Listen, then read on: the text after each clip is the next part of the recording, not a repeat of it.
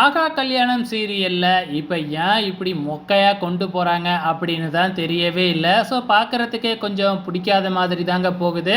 So இப்போ நம்ம தாத்தா குடிக்கிற ஜூஸில் வந்து இந்த சித்ராதேவி வந்து ஏதோ ஒரு மாத்திரையை கலந்து கொடுத்துட்டாங்க இல்லையா?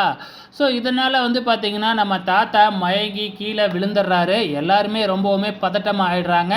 உடனே சித்ராதேவி தன்னோட கேவலமான காரியத்தை செய்ய ஆரம்பிக்கிறாங்க. தாத்தா மாமா வந்து இப்படி மயங்கி விழுவுறதுக்கு காரணமே இந்த கோடீஸ்வரி கொடுத்த ஜூஸு தான் காரணம் அப்படின்னு பழியை தூக்கி அப்படியே கோடீஸ்வரி மேலே நம்ம சித்ராதேவி போட ஆரம்பிக்கிறாங்க. அது மட்டும் இல்லை, இந்த கல்யாணத்தை தள்ளி போடலாமா அப்படிங்கிற மாதிரி கூட பேச ஆரம்பிச்சிடுறாங்க. அதே டைமில் டாக்டருக்கும் ஃபோன் பண்ணி வர வச்சிட்றாங்க.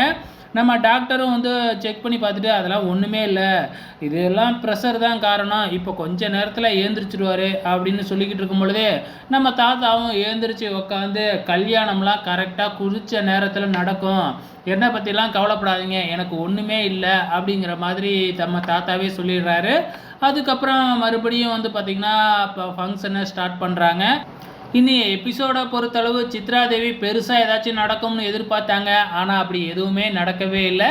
அதே டைமில் கோடீஸ்வரி வந்து இந்த ஃபங்க்ஷனை முடிஞ்ச உடனே நான் இங்கேருந்து போயிடுறேம்மா, எல்லாருமே என் மேலே பழிய போட பார்க்குறாங்க அப்படிங்கிற மாதிரி பேசிக்கிட்டு இருக்கிறாங்க.